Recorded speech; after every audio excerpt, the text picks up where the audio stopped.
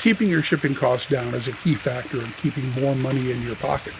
Because at the end of the day, that's one of the big things about reselling. You've got to keep more money in your pocket. So I was just in the house doing a little editing on a video about how Rose and I source much of our packing. Much of our internal packing materials, our void fill, our crumple paper, our bubble, our foam, and a lot of the boxes we use come to us from a friend of Rose's, a couple of them actually, and we get them for the effort of hauling. You can call them almost free, if you will, if we double up another project at the same time we pick them up. But I realized that before I release that video, I should back up a step and talk about packing materials in general, opportunities, the cost of opportunities, being in a position to take advantage of those opportunities when it becomes available or when they become available. I'm kind of an opportunistic reseller. I'm not sure from month to month exactly what I'm going to be carrying as far as inventory, but I know that I've got a couple of regular sources to obtain cheap or free packing material, shipping material. One of them, as I mentioned, they come to us for the hauling, but we also take advantage of our eBay store subscription, and we get the eBay branded shipping supplies each quarter. We have a couple stores, so we get a couple of coupons. Those I probably wouldn't buy if it weren't for the coupon, because piece for piece, unit for unit, I think they're a bit expensive compared to the unbranded equivalent that you can buy also on eBay or Amazon or other sites. And other content creators will routinely tell you where they get theirs, what their favorite source is. It might be Bubble Boy, or it might be some other provider of materials like Uline. And where you go for that type of item when you're buying new really depends on where you live. Uline is a very good source if you can drive over and pick up what you need and it doesn't take you too long. Now, we don't have a Uline close to us. I think Tacoma's, which is an hour and a half away, is the closest one.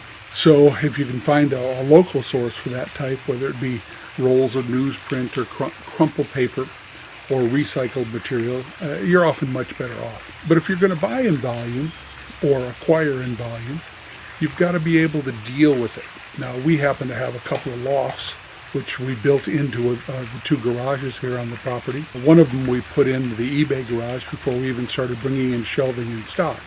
And that's primarily where we keep our surplus shipping supply. And this next video, which I was editing, will show you much of that. What we keep up there, how it comes in, how we sort it, what we do with it.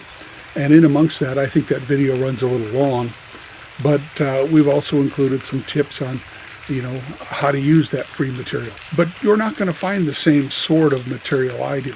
Your contacts are going to be different. Where you live is going to have different availability. But the trick is to have your head on a swivel and be able to recognize one of those opportunities and take advantage of it when it presents itself. Could be a neighbor moving in or out of the neighborhood.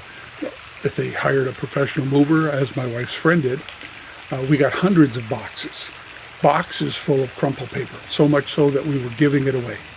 But it solved our short-term need for packing supplies for quite a while. Total cost, the effort of hauling it away. It helped her out because she needed to dispose of it, and it helped us out because we like free packing material. Sometimes we use the boxes complete, sometimes we cut them down, turn them into either stiffeners or a wrap for items. That's just one source. The post office is still a source if you ship priority.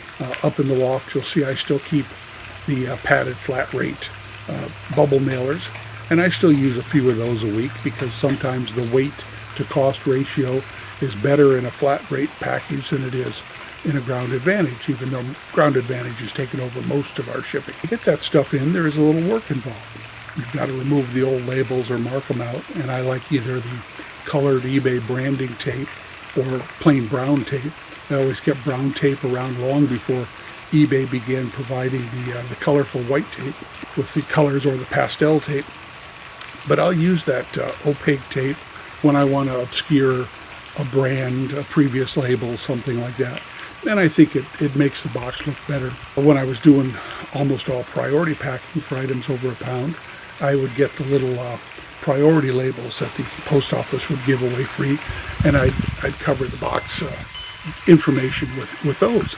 But you do spend a bit more time, and you spend a lot more storage space, and that's a cost opportunity question. If I can get the boxes for free and I store them in quantity for when I can't get them, that's space in my buildings that I can't store inventory. So that's the trade-off. Do you need the inventory storage, or do you need a place for packing material? We go the packing material route because I like to be able to offer my customers the cheapest shipping I can to their destination.